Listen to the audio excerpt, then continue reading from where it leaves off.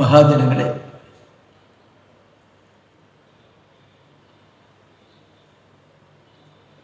ഇവിടെ ഇന്ന് സംഘടിപ്പിക്കപ്പെട്ട ഈ ധർമാചാര്യ സഭ ഉദ്ഘാടനം ചെയ്തുകൊണ്ട്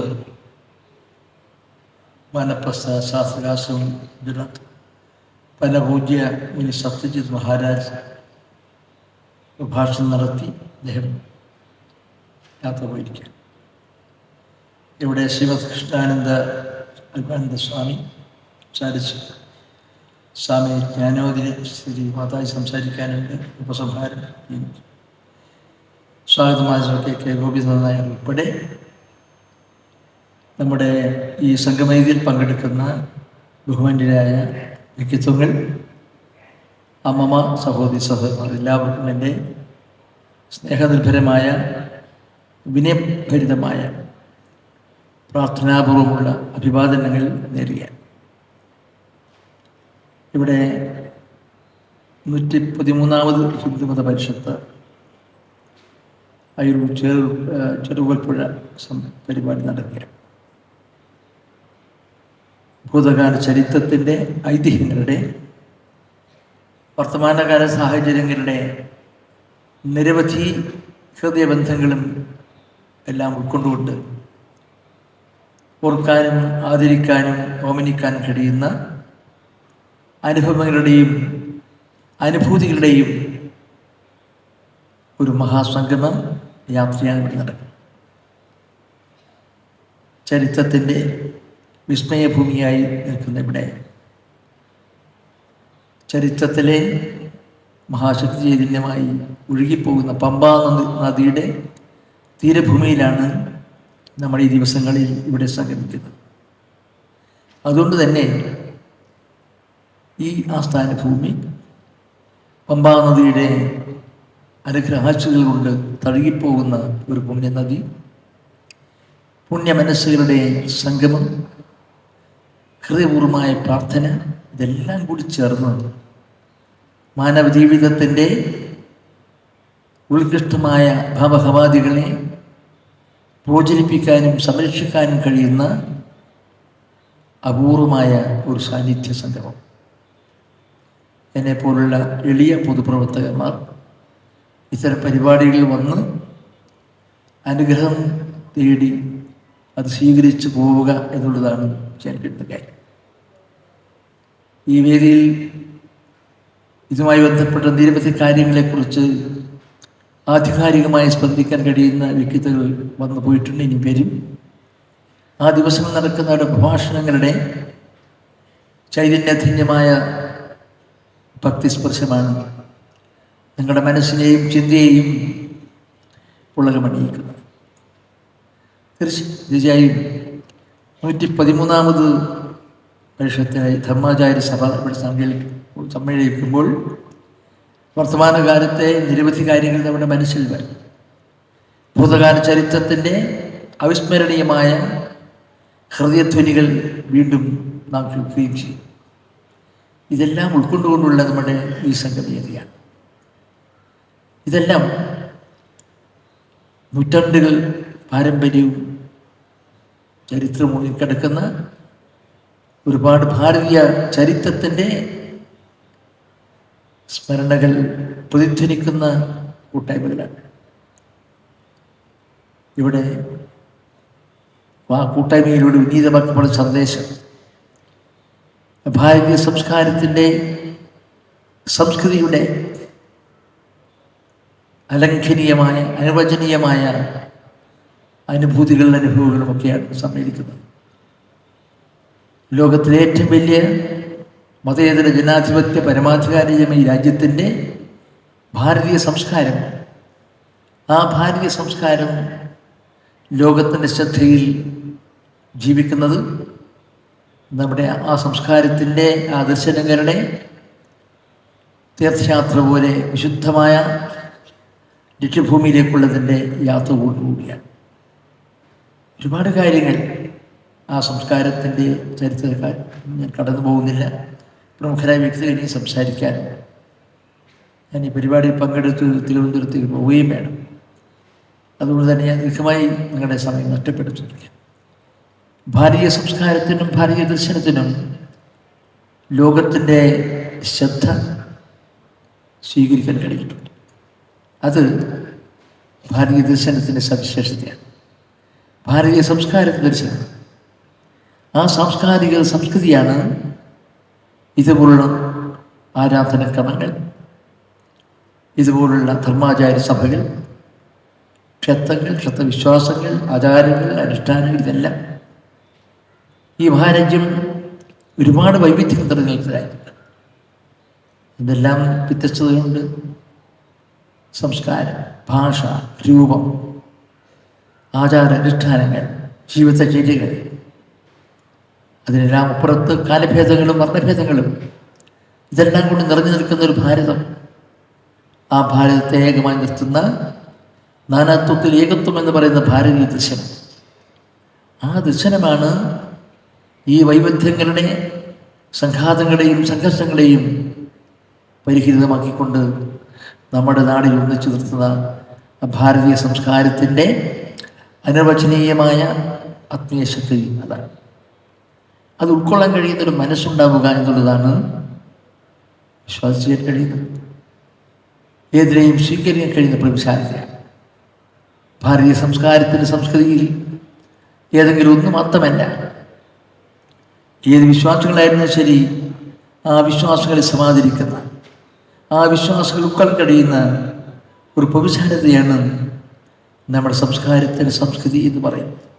അതുകൊണ്ടാണ് എല്ലാ വിശ്വാസികളും, ഓരോ വ്യത്യസ്തമായ മതങ്ങളും മതവിശ്വാസങ്ങളും ആചാരങ്ങളും അനുഷ്ഠാനങ്ങളും എല്ലാം അതെല്ലാം ഉൾക്കൊള്ളുന്ന ഒരു ഭാരതീയ സംസ്കാരമാണ് ലോകത്തിൻ്റെ മുമ്പിൽ ഈ മഹാരാജ്യത്തെ ശ്രദ്ധേയമാക്കുന്നത്. കോടിക്കണക്കിൽ ജനങ്ങൾ ആ ജനസഞ്ചയത്തിന് ഏകദർശനപരമായി ദർശനാത്മകമായ വിശ്വാസങ്ങളുമായി ബന്ധപ്പെട്ടു പോകാൻ കഴിയുന്ന ആത്മധൈര്യം, ആത്മബോധം, അതെല്ലാം നൽകുന്നതാണ് ഉത്കൃഷ്ടമായ നമ്മുടെ ഭാരതീയ സംസ്കാരം.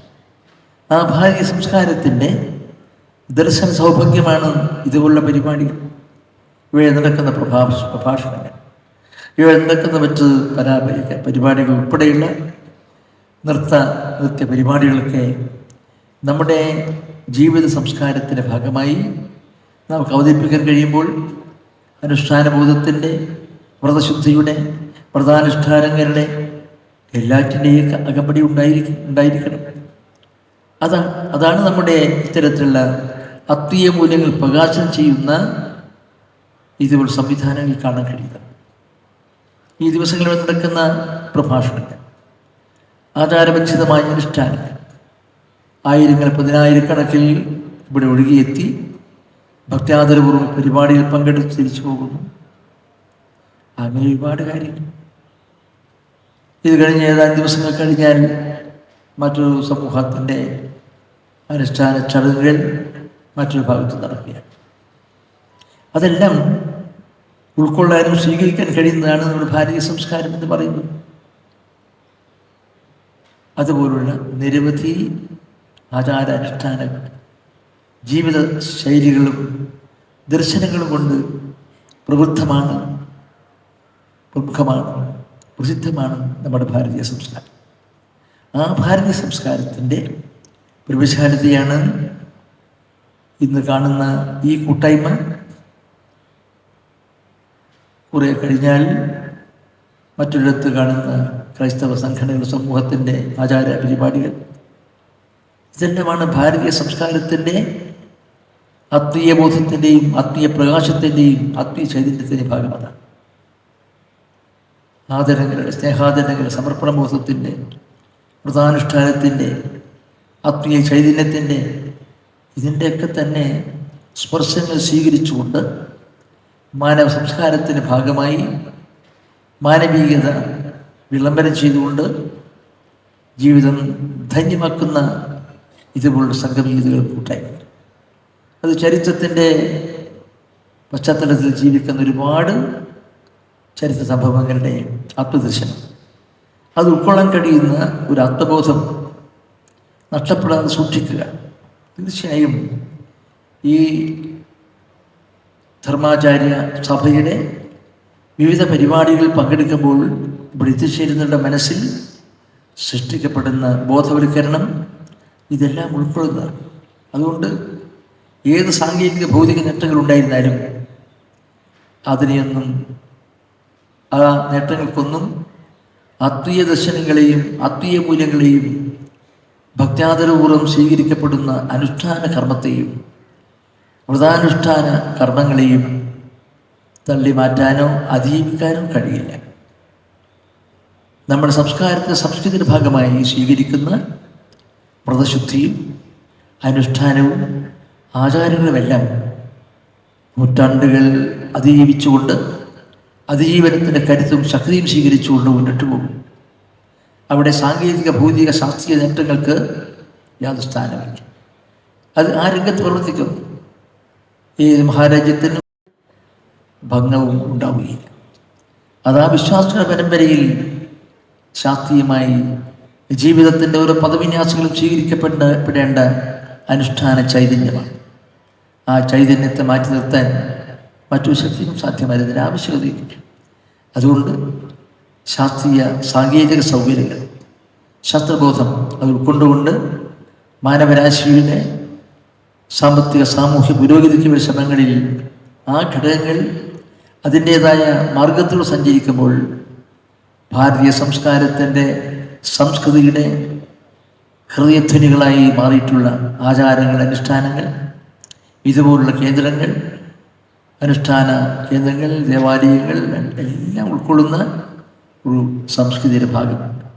ആ സംസ്കൃതി അഭംഗരം തുടരുക, ശാസ്ത്രീയ സാങ്കേതിക ശാസ്ത്രീയ നേട്ടങ്ങൾ ആ ശാസ്ത്രമേഖലയിൽ സമുജ്വലമായി മുന്നോട്ട് പോവുക, ഇതിനെല്ലാം തന്നെ സമഗ്രമായി ഉൾക്കൊള്ളാൻ കഴിയുന്ന വിചാരധാരയുമായി ഭാരതീയ സംസ്കാരത്തിൻ്റെ ഹൃദയധമനികളിലൂടെ ഒഴുകി വരുന്ന മാറ്റങ്ങൾ, സ്വീകരിക്കപ്പെടേണ്ട ആത്മീയ മൂല്യങ്ങൾ, ജീവിതചര്യകളിൽ അനുസന്ധാനം ചെയ്യേണ്ട നിരവധി അനുഷ്ഠാനങ്ങൾ, ഇതെല്ലാം കൊണ്ടുപോകുന്നതിന് വേണ്ടിയുള്ള ആത്മീയ ദർശനങ്ങളും ചിന്തകളും കൂടി വർത്തമാനകാലത്ത് നമുക്ക് ആവശ്യമായിട്ടുണ്ട്. ആ ആത്മീയ മൂല്യങ്ങളുടെയും ദർശനങ്ങളുടെയും ആത്മഭാവത്തെ പ്രകാശനം ചെയ്യിപ്പിക്കുന്ന, പ്രകാശിതമാക്കുന്ന കൂട്ടായ്മയാണ് ഇവിടെ നടക്കുന്നത്. ഇവിടെ നടന്നതും അതൊക്കെ തന്നെയാണ്. ഇനിയും സംസാരിക്കാനുള്ള നമ്മുടെ ആചാര്യ പ്രമുഖന്മാരായ വ്യക്തികൾ ഇവിടെ സംസാരിക്കാനുണ്ട്. ആ സംസാരിക്കുന്ന വ്യക്തികളൊക്കെ തന്നെ ഇത്തരം കാര്യങ്ങളിലേക്ക് നിങ്ങളുടെ ശ്രദ്ധ ക്ഷണിക്കേണ്ട സമയമായി എന്നതുകൊണ്ട് ഞാൻ കൂടുതൽ സംസാരിക്കുന്നുണ്ട്. ഈ 113ാമത് ഹിന്ദുമത പരിഷത്തിൻ്റെ ഈ ഹിന്ദുമത മഹാമണ്ഡലം ധർമാചാര്യ സഭ 2ാം ദിവസത്തേക്ക് വഹിച്ചിരിക്കുകയാണ്. ആ 2ാം ദിവസത്തിലാണ് നമ്മളെല്ലാം ഇവിടെ സംഗമിച്ചിരിക്കുന്നത്. ഇനിയുള്ള ദിവസങ്ങളിൽ നിരവധി വ്യക്തിത്വങ്ങളും കൂട്ടായ്മകളും ഇവിടെ വന്ന് പ്രഭാഷണ പരമ്പരകൾ, അനുഷ്ഠാന പ്രബോധനങ്ങൾ, അങ്ങനെ ഈ ധർമാചാര്യ സഭയെ സമൃദ്ധമാക്കാനും സമ്പന്നമാക്കാനും വിചാരപരമായി ധന്യമാക്കാനുമുള്ള ദിവസങ്ങളാണ്. ആ ദിവസങ്ങൾ നിങ്ങൾക്ക് അനുഗ്രഹീതമായി തീരട്ടെ എന്ന് മാത്രം ഞാൻ സന്ദർഭത്തിൽ ആഗ്രഹിക്കുകയും ആശംസിക്കുകയും ചെയ്യാണ്. ഈ പമ്പാ തീരത്തെ ഈ മണൽപ്പരപ്പിൽ ചരിത്രം ഉറങ്ങുകയും ചരിത്രം സചേതനമായ സാന്നിധ്യം കൊണ്ട് ജീവിക്കുകയും ചെയ്യുന്ന ഈ കർമ്മഭൂമിയിൽ നിന്നുകൊണ്ട് നിങ്ങളെവരുടെയും അനുവാദത്തോടെ, അനുഗ്രഹത്തോടെ, പ്രാർത്ഥനയോടെ ഈ സന്ദർഭത്തിൽ ഈ പ്രഭാഷണ പരമ്പരകളിൽ പങ്കെടുത്തുകൊണ്ട് അല്പസമയത്തിനുള്ളിൽ പോകാനുള്ള അനുവാദം നൽകണമെന്ന പ്രാർത്ഥനയോടുകൂടി നിങ്ങൾക്കെല്ലാം തന്നെ ആയുരാരോഗ്യം, സന്തോഷം, സംതൃപ്തി, ഐശ്വര്യം നിറഞ്ഞ ഒരു പുതുവത്സരം കൂടി ഉണ്ടാകട്ടെ എന്ന് ഈ പമ്പാതീരത്ത് ധർമാചാര്യ സഭയിൽ നിന്നുകൊണ്ട് ആഗ്രഹിച്ചുകൊണ്ട്, ആശംസിച്ചുകൊണ്ട്, പ്രാർത്ഥിച്ചുകൊണ്ട് എല്ലാവിധ മംഗളങ്ങളും ആശംസിക്കുന്നു. നമസ്കാരം. ബഹുമാനപ്പെട്ട രജിസ്ട്രേഷൻ ആൻഡ് മ്യൂസിയം വകുപ്പ് മന്ത്രി ശ്രീ കടന്നപ്പള്ളി രാമചന്ദ്രൻ സാറിന് ഹിന്ദുമത മഹാമണ്ഡലത്തിൻ്റെ നന്ദി രേഖപ്പെടുത്തുന്നു. അടുത്തതായി പ്രഭാഷണത്തിനായി പത്തനംതിട്ട ഋഷിജ്ഞാന